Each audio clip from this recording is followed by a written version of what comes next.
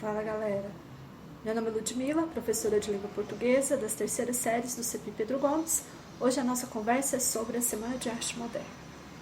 Pensada pelo grupo dos 5, composto por Oswald de Andrade, Mário de Andrade, Tarsila do Amaral, Anita Malfatti, Menotti Del Pitta, a Semana de Arte Moderna aconteceu no Brasil em fevereiro de 1922, no Teatro Municipal de São Paulo. A semana foi pensada por esses 5 artistas que tiveram contato com os movimentos de vanguarda lá na Europa e trouxeram essas ideias inovadoras para o Brasil.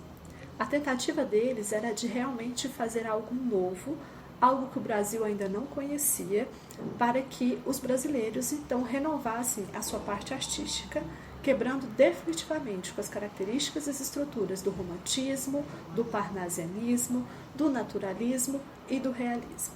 Então, o objetivo maior da Semana de Arte Moderna era revolucionar, era trazer aquilo que já estava acontecendo na Europa para o Brasil, porque o Brasil estava um tanto quanto estagnado com as suas características, sobretudo na literatura.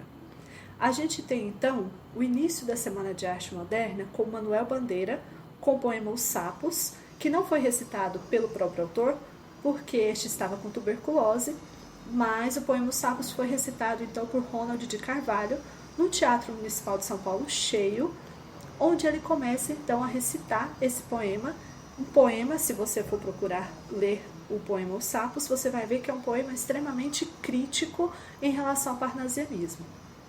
Quando Ronald de Carvalho recita esse poema, sobretudo naquelas partes onde realmente se parece com a imitação de um sapo, foi, não foi, foi, não foi, o resultado é que a plateia começa a vaiar, começa a urrar, começa a jogar coisas em cima do palco e pedir para que, então, parasse a recitação daquele poema, porque aquele poema não tinha nada a ver com o que se conhecia sobre poesia até então. A gente tem que lembrar que o que se conhecia de poesia era romantismo, parnasianismo. Momentos em que a poesia era uma poesia bem estruturada, falava de coisas lindas, falava de amor, de romances. E agora eu tenho um poema, Os Sapos, onde critica o parnasianismo e ainda imita o barulho de um sapo.